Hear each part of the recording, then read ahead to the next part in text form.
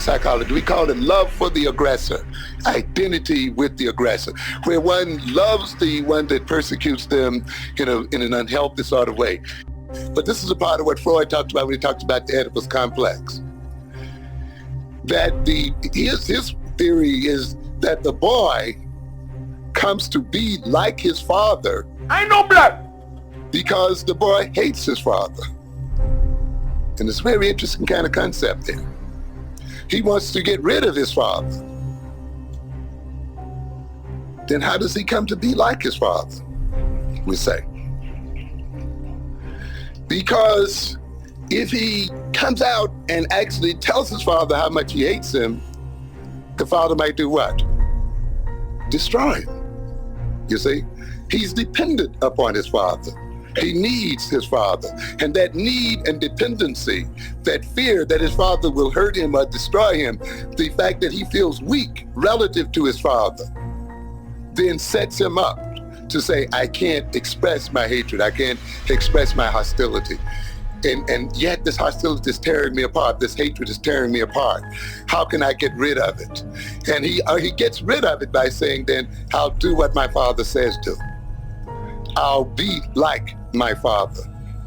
If I think the way my father thinks, if I behave the way my father behaves, if I look at the world the way my father looks at it, if I have the values that my father has, if I be as much like my father as possible, then I will escape my father's punishment and death. If I can show my father that I love him, that I'm the same as he, then my father will not victimize me. And it's a peculiar theory, but it has some interesting aspects about it. To a good extent, the relationship between African peoples and white people is a father-child relationship. We think of ourselves as weak, powerless against the white man.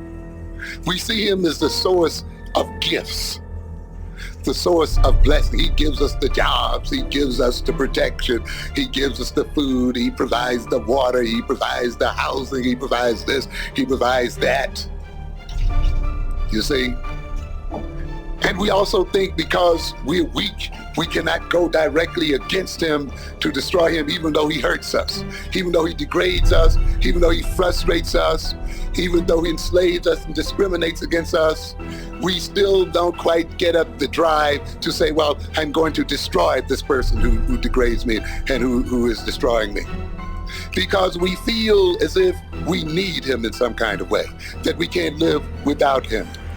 He also tells us that you suffer because you have a different color. You suffer because you have a different kind of shaped nose. You suffer because you have a different hair. You suffer because you come from Africa. You suffer because you don't look like me. And what do we go for then? We say, well, if I want to get out of this suffering, then I should be as much like him as possible. As a matter of fact, if I get so much like him where he can't tell the difference between me and himself, he won't punish me anymore. I will no longer be, what? A victim. So therefore, we are motivated then to come outside of ourselves, to move toward the person that is destroying us and victimizing ourselves, hoping that if we can get them to love us, and if we can show them how much we love them, and if we show them how much alike we can be, we can get them to not see us as colored. Look at me, don't look at me as a black person, look at me as a person. To abstract us. In other words, in order for other people to love us, they must not see the blackness of our skins. They must see some kind of invisible abstraction before them.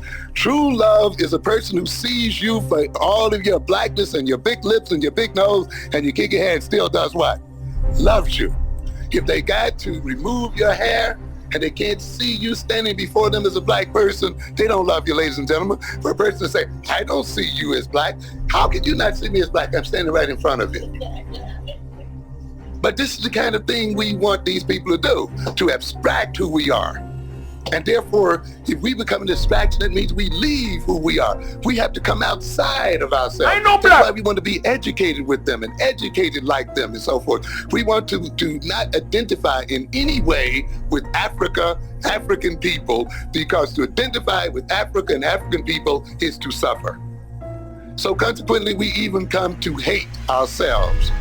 and come to hate our people and come to love the people who destroy us, but it's an unhealthy kind of love. We come to resemble those people. We want to take their values and their orientations toward life. And when they accept us, we escape from our self-hatred. And therefore, we look as if we look for their love to take us outside of ourselves as a people. So consequently, even when we don't love them, when we love even within our own group, we still often look for a kind of love that will take us outside of ourselves, which means then we become false and unreal and untrue and dishonest and deceptive, unknowing. And how can you develop then a beautiful household and beautiful children and a beautiful community with a love based on this kind of hatred?